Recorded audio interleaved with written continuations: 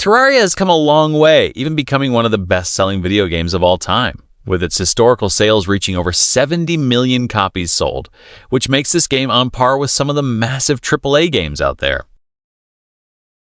But behind the success followed a series of events that made Terraria to what is it today.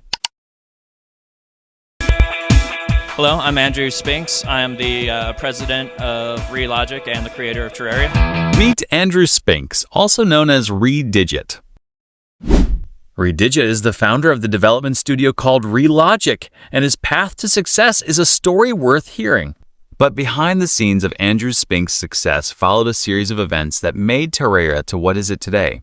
In 2009, Redigit developed the Super Mario Bros. X, a fan game compiling multiple Super Mario games into one. But the main selling point that made this fan game popular was its built-in level creator, which allowed the players to make their own level or episode.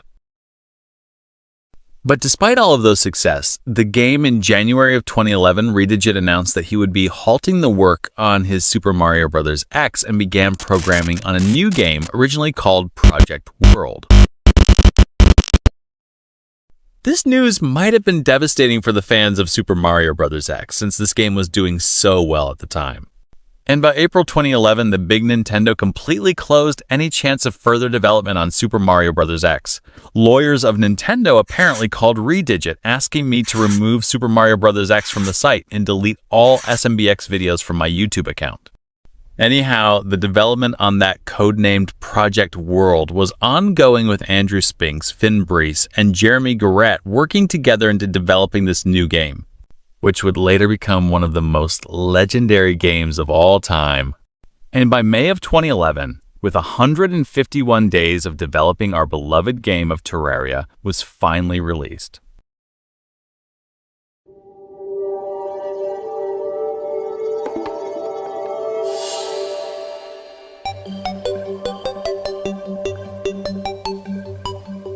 Terraria back then was very simple, with so many key features not being added yet, and items could only be used if they were actively placed in your hotbar. Otherwise, the item would just get thrown out. And the limited progression, as the game only had 4 bosses to fight with, and the one considered the final boss at the time was Skeletron. But even so, this was an instant hit, as for the first week alone saw over 200,000 sales, and by the 7th month of its release, there are over 1 million copies sold. This was a huge deal. That first million was only the beginning of its historical run. Redigit, seeing the growth of Terraria, dropped the trailer for the next update to celebrate this incredible milestone. And by December of 2011, they released the update. This was considered a massive, game-changing expansion at the time, which practically doubled its contents. As this introduces the hard mode, a permanent world difficulty increase that can only be unlocked by defeating the iconic Wall of Flesh boss. The hard mode alone added so many things, along with the addition of the mechanical bosses and upgraded versions of early bosses. Some key NPCs were added, like the wizard mechanic with her wiring systems, and the community's most beloved NPC, the Goblin Tinkerer. Overall, this update introduced a lot of things, such as being able to fly with wings, changing the exploration and combat forever, along with the wiring systems, which allowed for mob farms and teleporter setups. This was a good time for Terraria. The sales were rising, the players are loving the added contents. Surely the people behind Redigit would capitalize on this success and develop the next update as soon as possible to continue this successful momentum. Terraria is a dead game. Devs have killed it. How is Terraria over? They've moved on to others' projects, so the game is over? Development of the game is over. Before the events of February 2012, the production assistant and PR manager of Redigit, Jeremy Garrett, in September of 2011 had left the team. And as for Finn Breese, the lead sprite artist of Terraria, left Redigit in early 2012 and immediately founded his own indie game studio called Chucklefish and began developing Starbound. As for Andrew Spinks, in February of 2012, made an announcement that made fans completely lost hope in further updates on Terraria. After a lot of internal debate, we have decided it's time to move on. My wife and I are due to have another boy soon, and I want to spend some time getting to know him. I also want to spend some time recharging and bettering myself as both a programmer and game designer. I want to thank all of you for supporting us and making this game's success possible. The two major figures of Relogic left Terraria's development, both going on their own. One chose to spend time with family and personal growth. The other made his own studio. This was devastating for Terraria's growth, as the game still have more potential for success. But all hope is not lost. When Redigit walked away, a console publisher saw the success of Terraria and its further potential growth. The 505 Games and a development studio, Engine Software, approached Redigit and a deal was struck, but Redigit remained completely hands-off. And by the end of March 2013, this exclusive console version of Terraria was released.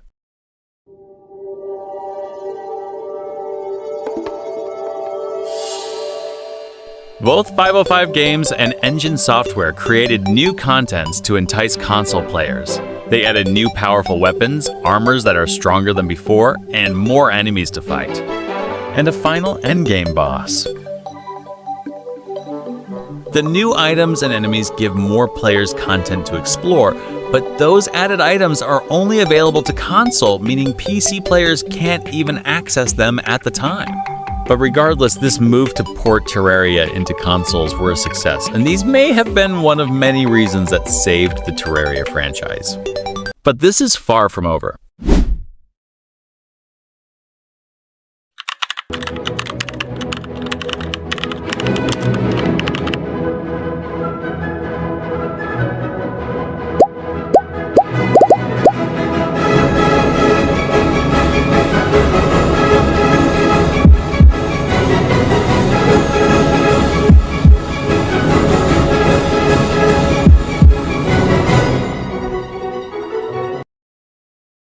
Redigit made a post, but still, it's just a consideration and hypothetical scenario. Surely Redigit, who willingly walked away from Terraria to spend time with family and personal growth, would never. I am Redigit, creator of Terraria. Ask me anything. I've spent the last 7 months working on the 1.2 update for Terraria on PC. It would be available for free on Steam for anyone who owns the game.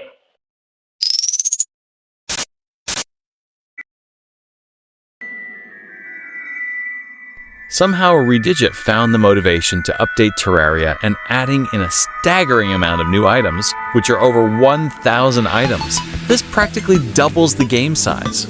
This is also when the new evil biome was introduced, the Crimson, and a new powerful true weapons. When both are combined, the iconic Terrablade is created. And the Ankh Shield Terraria is one of many difficult items to create. Crafting this accessory is a huge feat. This is also revolutionary for the builders thanks to the new Painter NPC. And what even made Andrew Spinks come back to Terraria? I mean, they made it clear back in 2012 that it's time to move on. Well, it was his own family. His wife, Whitney Spinks, also known as Cynics. She had him convinced to come back, and the game needed more content. Thanks to Cynics and her generational convincing, Redigit came back and gave us the 1.2 Terraria.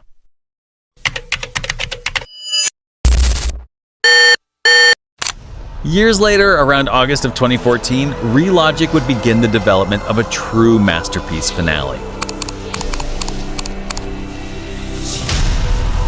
This would be the last update that he would personally work on, and he wanted to focus on new game ideas, passing the torch to Yorizar and Skips to manage Terraria's future. Because of this, the team gave it all they got to make this update the masterpiece finale.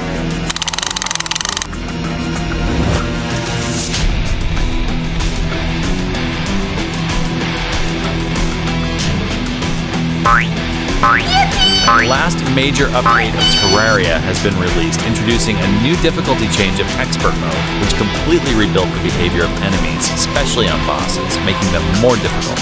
And this update has also given us over 800 new items added, including new and powerful sets of gears and equipment. And the introduction of a otherworldly celestial invasion by striking down the cult leader. Locked behind by the 4 pillars comes the ultimate cosmic threat, the biggest boss so far, the Moon Lord, the final boss of Terraria. Its defeat felt like a conclusion of our beloved game after years of development. The developers of Terraria give us the best update, and this version is where Andrew Spinks walks away from Terraria, leaving behind a legacy, focusing instead on his new game called Terraria Otherworld. The small team working on Terraria will continue to update the game, but not on a major scale. But still, they managed to land a collaboration with Dungeon Defenders 2, which introduced the Old One's army. But apparently, Redigit came back to Terraria to work on 1.3.5 update. And later on for 1.3.6 update, but this version would be a different story altogether. As we got further and further into development, we started to realize that 1.3.6 was reaching a tipping point. One where if we decided to add in a handful of big ideas we have had for some time, it would really feel worthy of a 1.x tier update. 1.3.6 was turning into a new major update, and by 2020, this update would become the last, as the Relogic team was ready to close its book on Terraria and move on to a new game.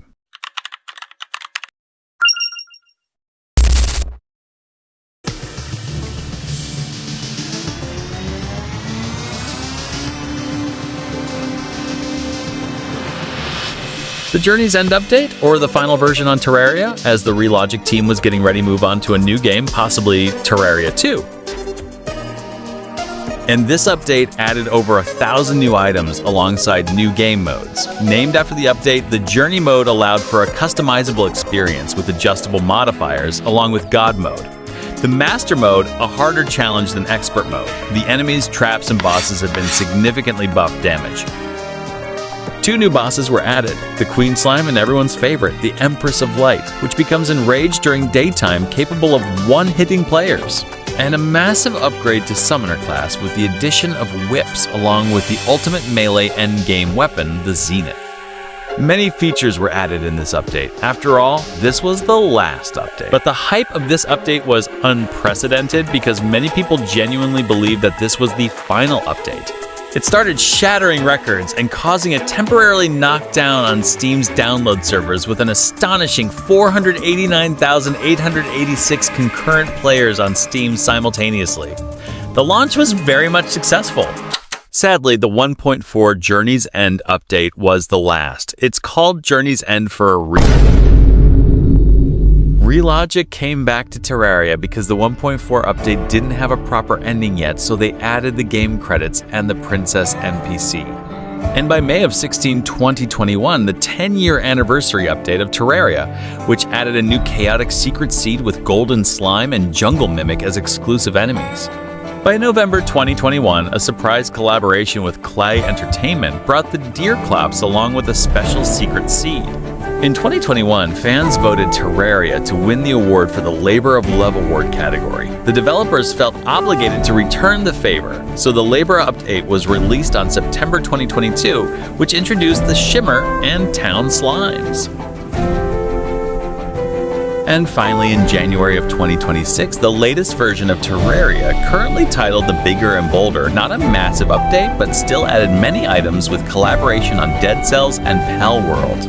It seems like the Relogic team just can't give up from moving on, and Terraria just can't stop updating. Even Redigit himself said, after 12 years, the game still sells like hotcakes. There is so much demand, it makes it hard to move on. Even though this has become a meme among the Terraria community, Andrew Spinks and the Relogic team give it all they got to make Terraria a better game for us players to enjoy. Terraria is basically every game that I wanted to come out in my childhood. I'm hugely inspired by like the Super Nintendo era of video games. So, I mean, there's a lot of inspiration from like Metroid, obviously Minecraft, games like Castlevania. PC is just like a small chunk of the gaming market. I want everybody to get a chance to play this game. Just adding this in, a new update just dropped on August 19 with a lot of added items for the usual hotfix update.